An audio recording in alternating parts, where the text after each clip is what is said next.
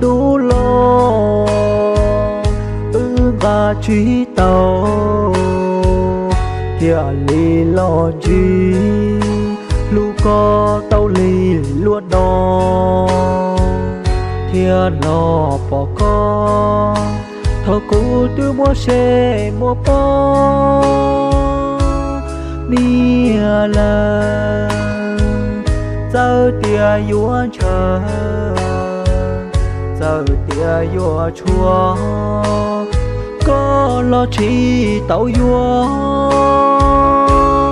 tu lu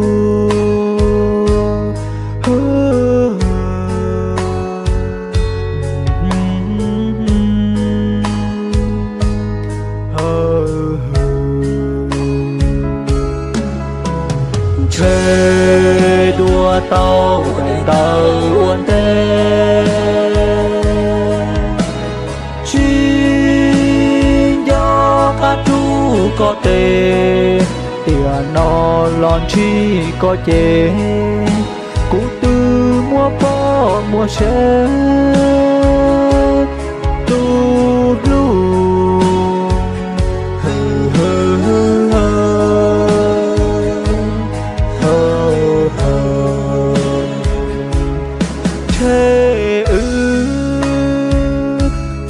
mong cho ly nhỏ trâu tiền nó thiệt chỉ sĩ tao thiệt chỉ có thiệt lo bỏ con thâu cũ từ mua xe mua po lời ó tu lu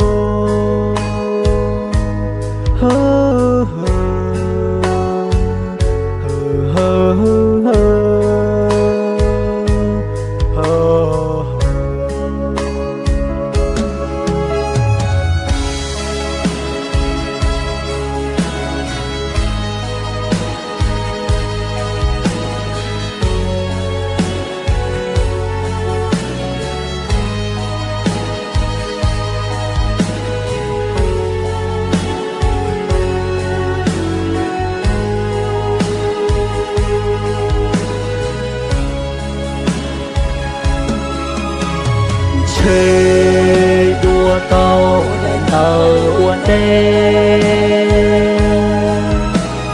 chuyên do cá chú có tê tiền nó lon chi có chê cú tư mua po mua xe tu lu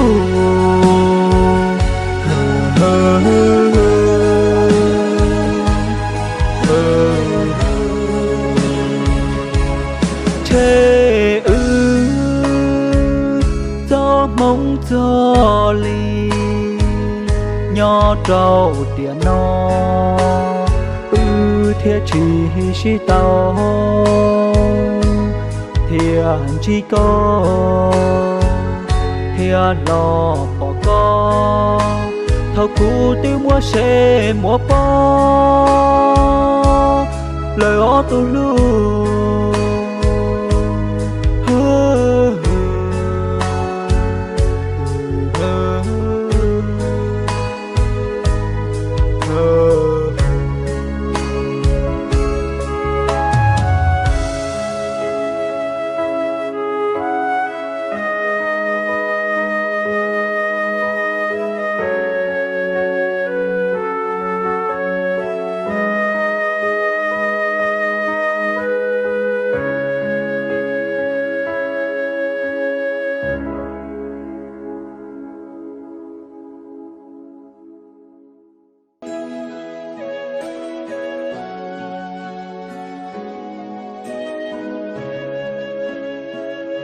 đại tơ sầu tu chỉ do đỡ tư nàng gờ chỉ lúc bề chờ lọ thia chỉ si tàu đại tơ sầu tu chỉ tu lo kê chỉ lúc bao cha thiệt chỉ tao công y chê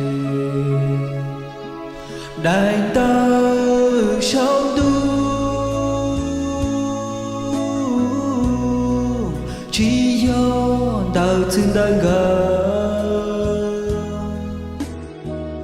chỉ nu phải chờ theo lý dọn là chỉ nu bao cha chỉ tao công do cô tu này rồng thiệt thao mu do lúa từ do mua tia ó mà thó tơ thư nàng cờ do chỉ mua lờ chạy vua plá ta tiền nó cho kê lu nụ nó thầu do lúa lì tan thói xí cho kê xì lu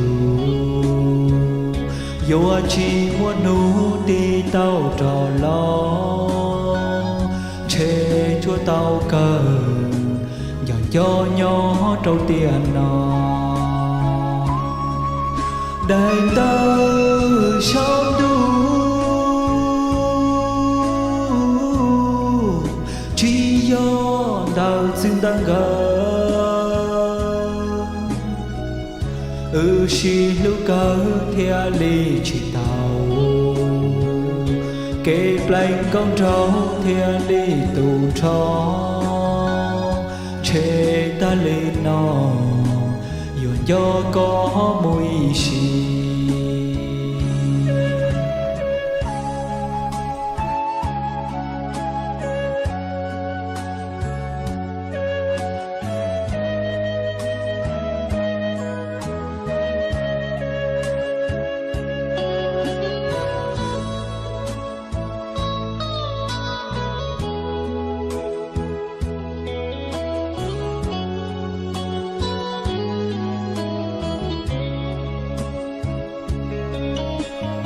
cho kê lu nụ nó thầu do lúa lì tan thói xí cho kê lu dù chỉ muốn nụ đi tàu trò lo chê chúa tàu cờ dọn do nhỏ trâu tiền nó đàn tơ sao du chỉ do tàu xin tăng gờ xì lưu cờ theo lý chỉ tàu kê planh con trâu theo lý tù trò chê ta lên nó dọn do có mùi xì chê ta lên nó dọn do có mùi xì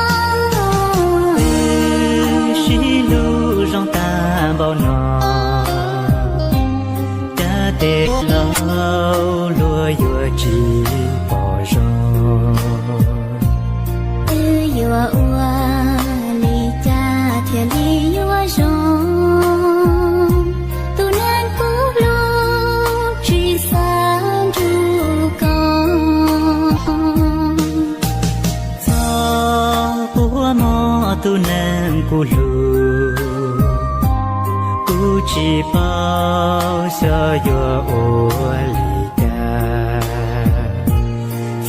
chờ ra lo chi bỏ tao kê cho cái tao chia hao cha tê chia uai xì tê lu không ngoan tao cái mong lo nàng nhỏ trao yang chàng phía chỉ mua lần từ chia tao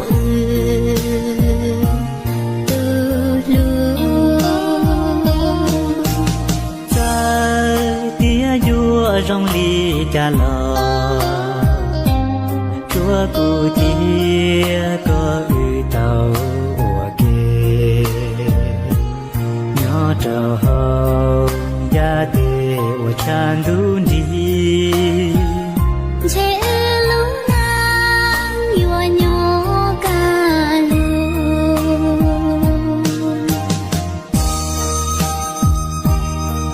tu nang cu lu theo cô chị lúc trẻ cho kẻ luôn cô rú cao luôn liền cô cho chị tao có tranh trẻ chỉ còn tệ một toa ok mà đi sẽ luôn nhớ cho họ đã tết yeah uai xì tê lu không mua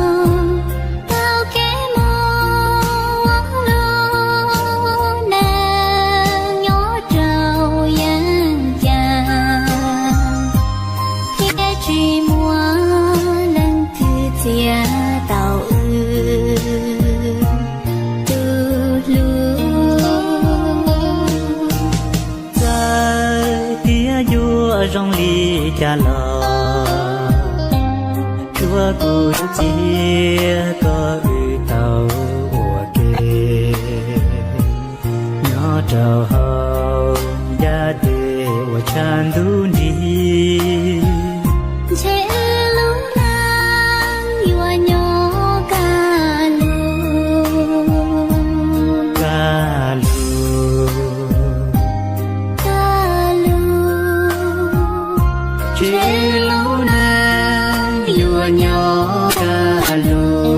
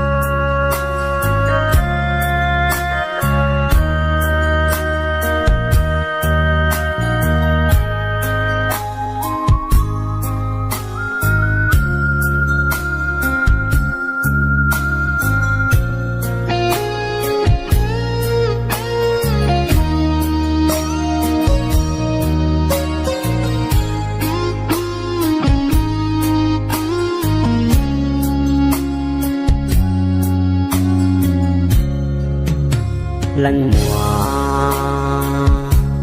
nhỏ họ cú xia cú yang xa tia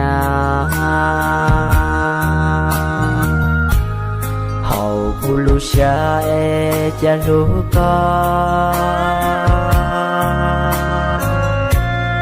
vì rồi dễ rõ hai cú chỉ rong ya có nói rong e cho lu cu lăng mùa chỉ lụi rau nhỏ hồn thia tê dù lo dù kế hoa năng chỉ rong chỉ mất gió mong thia trâu lúa hai tia nó qua lại có gió nu chả mấy nu chê có dùa kê lăng hoa có phong có dư hai tia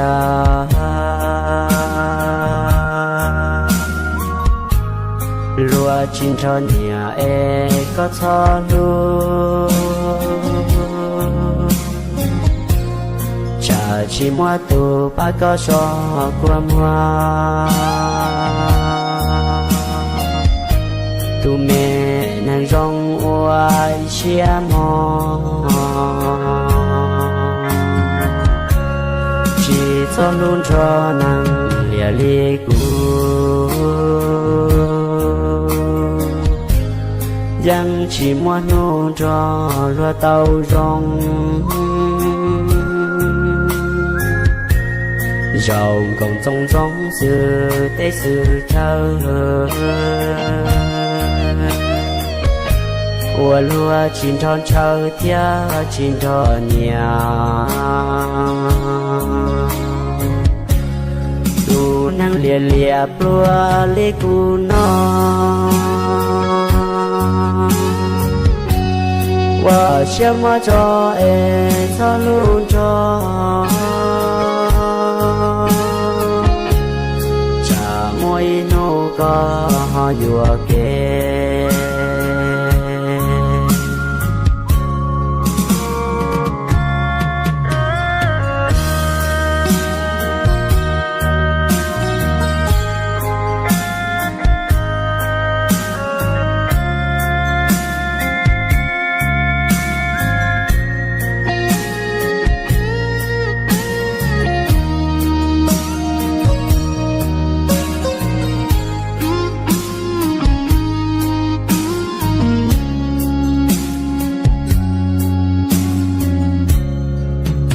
lăng mùa có phong có dư hai tia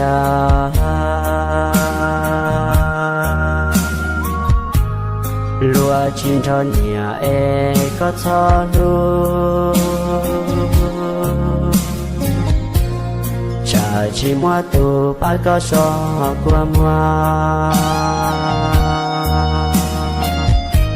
tu mẹ nàng rong oai chia mò chỉ cho luôn cho nàng lìa lìa cu yang chỉ muốn nô cho lúa tàu rong giàu còn trong giống xưa tế xưa thơ ua lúa chín tròn chờ thia chín tròn nhà tu năng lìa lìa lúa lê cu no và chia mà cho em cho luôn cho chả môi nô có họ dùa kê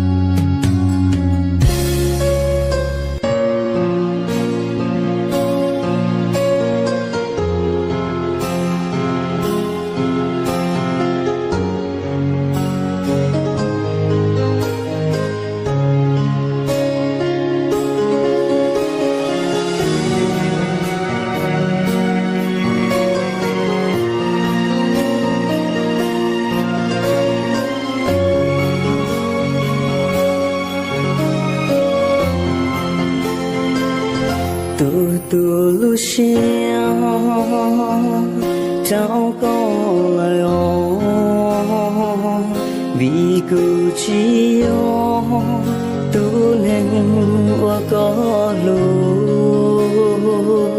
nô nó cu ma li mô có đêm đang có mô ma li chi toa chúa có ý rong thì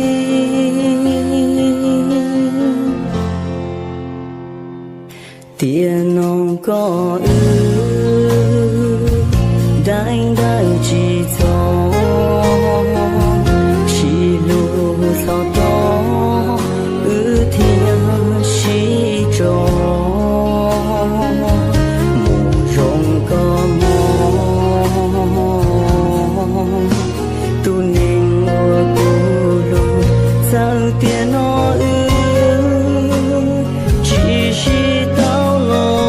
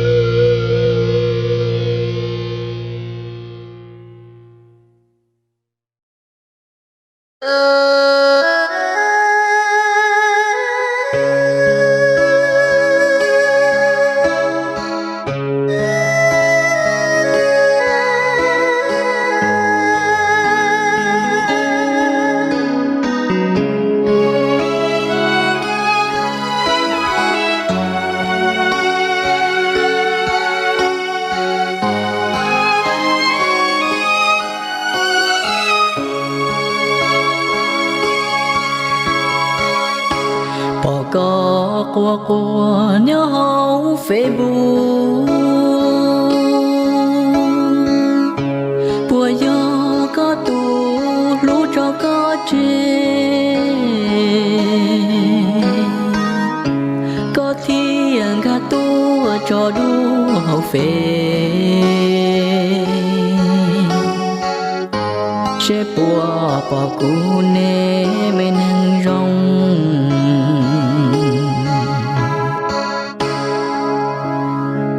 xin dạy đau trong xa tia có tàu nâng rong chỉ nó có mong chờ nu nó bỏ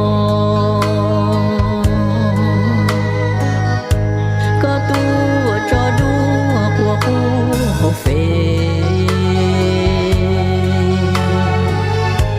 lu lu có lọ tu chỉ tao tê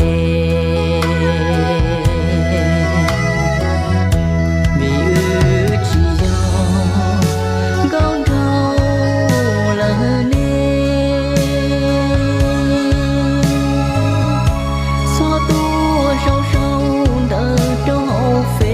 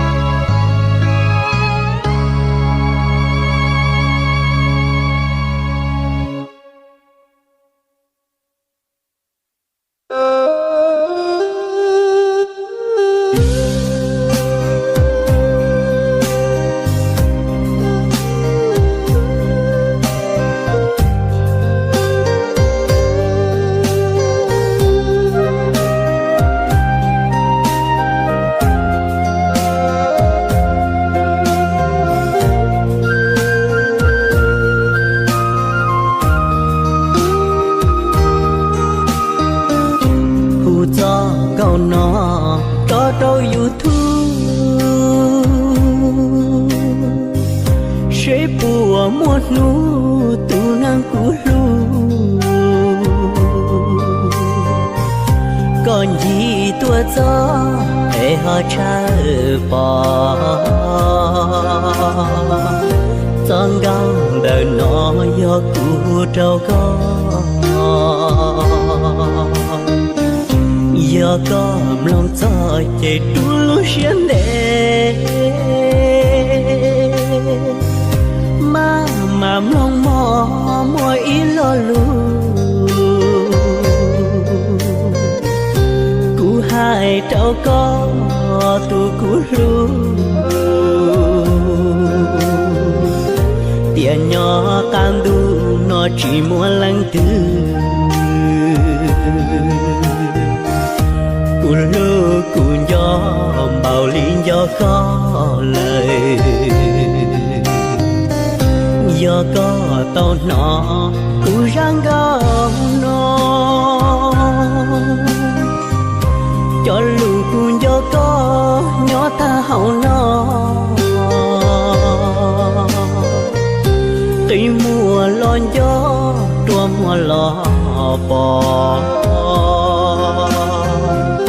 gió kể cú gió có chạy trả cú đun đi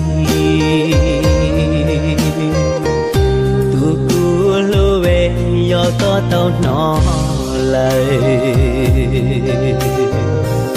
mùa lúa chỉ hờ do cụ mê mê ấy sẽ buông đi cụ sẽ im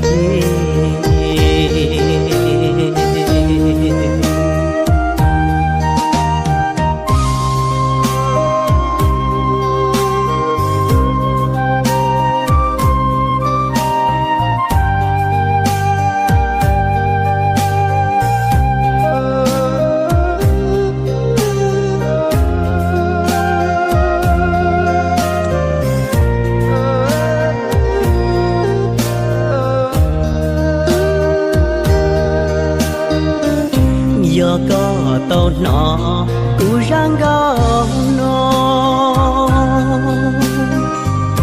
cho lù cú giờ có nhỏ ta hậu nó tuy mùa lon gió đua mùa lò bò gió kể cú giờ có chạy trả cú đun đi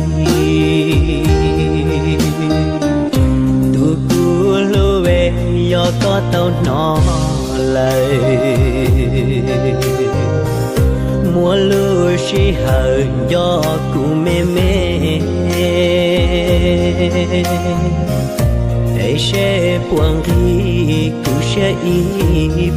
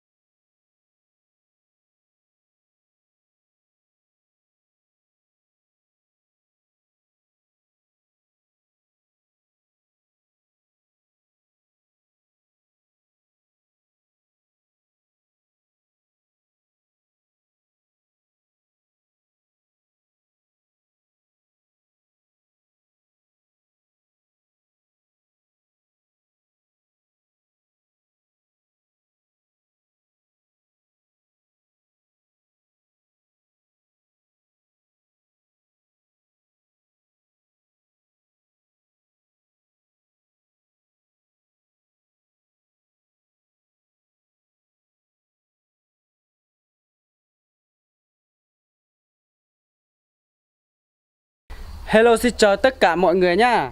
Đấy, ngày hôm nay thì mình đi ra chăm trâu với bạn Trống nhé mọi người ạ. Hôm nay thì hai anh em chúng mình sẽ đi chăm trâu giúp bố mẹ nhé mọi người nhá. Đấy, dưới này là bạn Trống đang chăm trâu ở dưới này nhé mọi người. Đó, mình sẽ chỉnh góc quay xong rồi mình sẽ quay xem bạn Trống đang làm gì nhé mọi người nhá. Hôm nay hai anh em chúng mình đi chăm trâu mọi người ạ.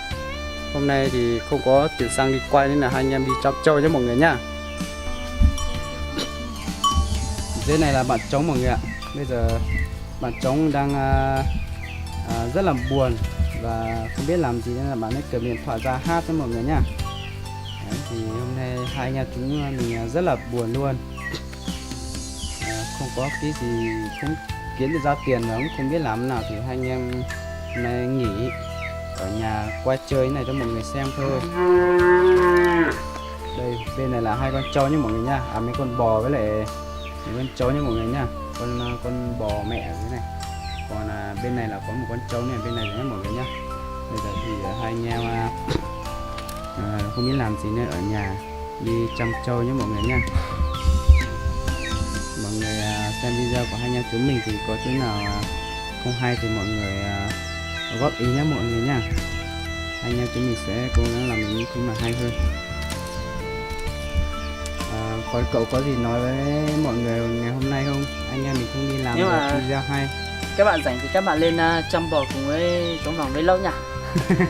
Và các bạn ủng hộ cho Trống Vàng Vlog một cái gậy để đi chăm bò nhá. Hôm nay thì thực sự là rất là buồn mọi người ạ. Anh em rất là buồn luôn. Buổi sáng này thì toàn ăn cơm với lại nước thôi, với lại mấy miếng măng ớt nhé mọi người nha. Như hôm trước mình giới thiệu cho mọi người ấy, thì ở dưới này nó có cái cây măng nhé mọi người nha. Hai anh em chúng mình lấy cái cây ở dưới này đi có măng thì hai anh em chúng mình đi hái về xong là làm măng ăn nhé mọi người nha. Đấy. Cây măng rất là to luôn mọi người ạ. Ra rất là nhiều măng nó hiện tại đang rất là cao rồi. Đấy, đây là con bò con rất dễ thương mọi người ạ. Đây là con bò con của bố mẹ nhé mọi người nhé. Hôm nay thì bạn Trống với mình đi ra chăm nhé mọi người nhé, chứ không phải của anh em mình đâu mọi người ạ. Đấy, con bò rất là dễ thương, rất là đáng yêu luôn. Hôm nay thì hai anh em rất là buồn vì cũng không có điều kiện đi lại nên là hai anh em đi chăm bò giúp bố mẹ nhé mọi người nha. Hôm nay thời tiết rất là đẹp mọi người ạ. Bạn Trống với mình đi ra đây thì quay thì thực sự ra là nhìn thấy những cái khung cảnh lá mây tre bay như thế này thì thực sự là rất là buồn luôn. Mọi người xem video clip của hai anh em chúng mình thì mọi người bấm like và chia sẻ ủng hộ cho hai anh em chúng mình nhé mọi người nha. Bên này có rất là nhiều tre mọi người ạ. Đến đây thì trồng mấy cây trồng mấy cây chuối mọi người nha. Con bò rất là đẹp luôn. Bò đây là con bò đực nha, bò con đực nha, nó có 2 quả trứng rất là đẹp. 2 quả trứng rất là đẹp luôn nha mọi người nha. Đây gọi là 2 quả gì nhỉ? Cái này gọi là 2 quả trứng. Trứng á. 2 quả trứng bò ấy. Bên này là con trâu nhé mọi người nhá. Đây là ruộng của gia đình. Còn bên này là con trâu mà hôm nay anh em mình chăm nhá. Đấy, bạn Trống đang đi đuổi con bò dưới này về. Đấy, còn con bò con thì đang ngửi mình nhá mọi người nhá. Đấy, con bò con đang ngửi mình. Đang rất là dễ thương, đáng yêu luôn. Đấy, con bò con này rất là đẹp luôn này mọi người này. Nhìn đáng yêu và dễ thương lắm. Đi ăn cỏ đi. Bảo đi ăn cỏ này không chịu đi ăn cỏ thôi. Cứ về ngửi mình thôi mọi người ạ.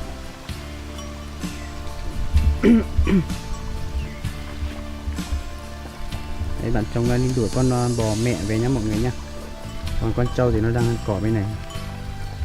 Dưới này là cái ao cá mọi người ạ. Cái ao cá của nhà bạn Trống nhá. Thì hôm nào rảnh thì hai anh em sẽ đi bắt cá về nướng ăn nhé mọi người nhá. Dưới này cũng có rất là nhiều cây măng to như cái video đợt trước anh em mình giới thiệu cho mọi người, là có những cây măng to y hệt như này nhé mọi người nhá. ăn rất là ngon luôn, nhưng mà bây giờ măng nó đang trong tình hình là qua mùa rồi mọi người ạ, như là nó đang to lên rồi chứ không có măng màu lên nữa nhé mọi người. Khung cảnh đây cũng rất là đẹp, rất là đáng yêu và nhìn rất là buồn đó mọi người ạ. Bây giờ bạn Trống vừa đi đuổi bò về rồi mọi người ạ. Thời tiết rất là nắng luôn đó. Bạn ấy định thử xem là cái đầu nó sẽ va vào cái cột hay không. Mệt quá. Nắng nóng nên cho nên là rất là mệt. Hôm nay đi chăm bò thì mình có cầm cái iPhone 12,5 Pro Max. Anh em mình toàn dùng iPhone xịn nhé mọi người nhé. Nên là cái xịn nhất ở trên này. Mọi người nhớ xem và ủng hộ video của anh em chúng mình thì anh em chúng mình có nước lọc đi chăm bò nha. Đang rất là nghèo, đang rất là khát nước nhưng mà chưa có nước uống. Khổ thật sự. Hôm nay anh em mình đi làm vlog nhưng mà buồn quá mọi người ạ. Đi chăm bò lấy con bò nó đi buột xong là anh em mình về ngủ. Chăm bò về ngủ thôi, chả biết làm gì nữa. Các bạn mà không ủng hộ anh em chúng mình là mấy hôm nay hai anh em chúng mình lấy cái vlog ra luộc ăn với mọi người nha. Nếu mà mọi người thấy cái ý tưởng mà luộc vlog chống vào vlog ăn thì mọi người ấy bấm like cho hai anh em mình nhiều và comment cho hai anh em mình biết cho mọi người nha. Buồn lắm rồi mọi người ạ. Không biết phải làm thế nào với mọi người ơi. Nếu mà mọi người thấy ý tưởng hay thì nhớ comment và like và chia sẻ giúp anh em mình nhé mọi người nha. Nếu mà anh em mình đang có cái dự định là nếu mấy hôm nào không làm được mọi người mà không có ảnh ủng hộ hai anh em mình ấy, thì hai anh em mình sẽ luộc chống vào vlog ăn đó mọi người nha. Khi nào mà anh em mình luộc chống vào vlog ăn thì mời mọi người đến ăn cùng anh em mình. Mọi người có thể đến chỉ vì ăn thôi. Đấy.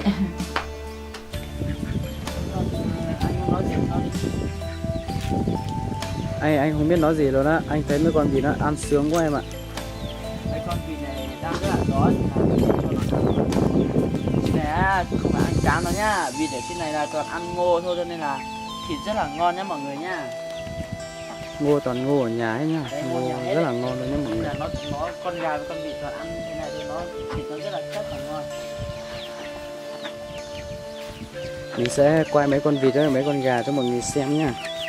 Đấy, gà của mẹ hai anh em mình thì nó tầm này thôi mọi người ạ. Đấy, bé hơn mọi người nha.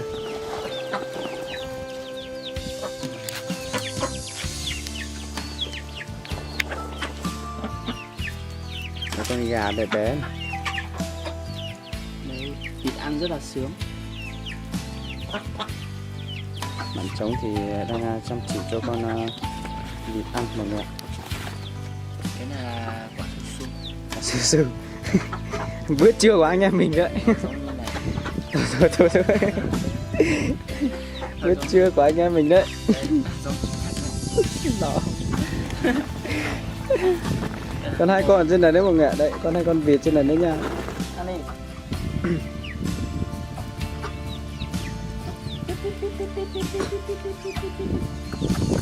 Đấy, bạn Trống rất là biết gọi vịt nhé mọi người nha. Cả vịt cả gà bạn Trống cũng biết gọi nha. Mình có biết gọi con chó nữa nha. Chẳng qua mình ở đây hôm nay con chó nó không ra đây thôi. Đấy, vịt phải luôn, gọi khác phải luôn này, ăn đi, các con. Hay là anh em mình làm một con đi. Thôi, mà hôm nay vừa nhờ đi xe và anh em mình làm một con ấy thì tí họ lại chửi Làm cho con bé trận. này thôi. Có anh em mình làm không được trò trống thì đừng có mở động vật tí. Bố mẹ thì bố mẹ lại đấm cho hai thằng này tí mấy cả mặt. Thật mà anh em mình làm một con thôi nhỉ. Thôi để hôm nào các bạn ấy ủng hộ anh em mình nhiều rồi anh em mình mới gọi các bạn lên, anh em mình mới xin một con. nha các bạn nhá. Các bạn nhớ ủng hộ anh em chúng mình nhá. Lên thì anh em mình sẽ mời các bạn một con nhá mọi người nhá. 2 con cũng được nha. Nhiều thì hai anh em mình không có nhưng mà 2 con một cũng được. con là được. 2 con cũng được. 2 con cũng được. Các bạn mà lên ủng hộ anh em mình là 2 con anh em mình cũng làm được. Đấy các bạn ạ, bây giờ thì bạn chồng với mình đi chăm trâu về rồi nha. Bây giờ thì hai anh em đang ra mấy quả trứng để ăn mọi người ạ. Ăn trưa mọi người ạ. Đấy, anh em mình ăn thì chỉ có đơn sơ như thế này thôi mọi người nhá. Không có gì ăn thì đi lấy tạm 2 quả trứng gà đang ấp bên kia ra rán ăn luôn mọi người ạ. Giờ hai anh em chúng mình sẽ ăn cơm nhé mọi người nha. Mời tất cả mọi người ăn cơm của hai anh em chúng mình nha. Mời tất cả các bạn ăn cơm của hai anh em chúng mình nhé mọi người nha.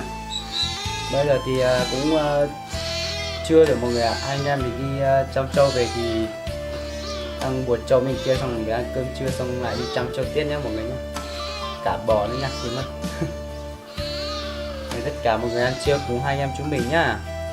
Các bạn đừng quên bấm like, chia sẻ và ủng hộ cho hai anh em chúng mình để anh em chúng mình có động lực ra clip cho mọi người xem nhé mọi người nhá.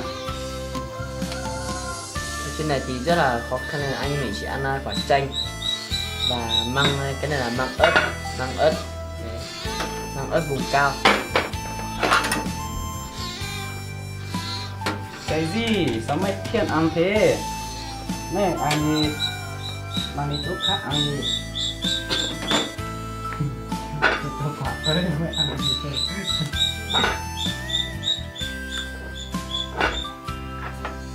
Theo như mùa này thì ở trên này có măng ớt rồi đúng không nhỉ?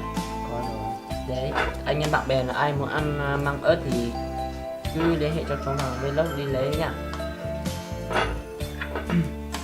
Mùa này đang ra mọi người ạ. Mùa này thì Đây nhá. là mùa Loại măng ớt này nha. Đấy. mùa măng đang ra nhé mọi người nhá. Nếu mà mọi người thích thì cứ nhắn cho hai anh em chúng mình, anh em chúng mình sẽ đi lấy cho mọi người được thưởng thức nhé mọi người nhá. Các bạn đừng quên bấm chia sẻ video để ủng hộ cho hai anh em mình nhá. Cả nhà ăn cơm.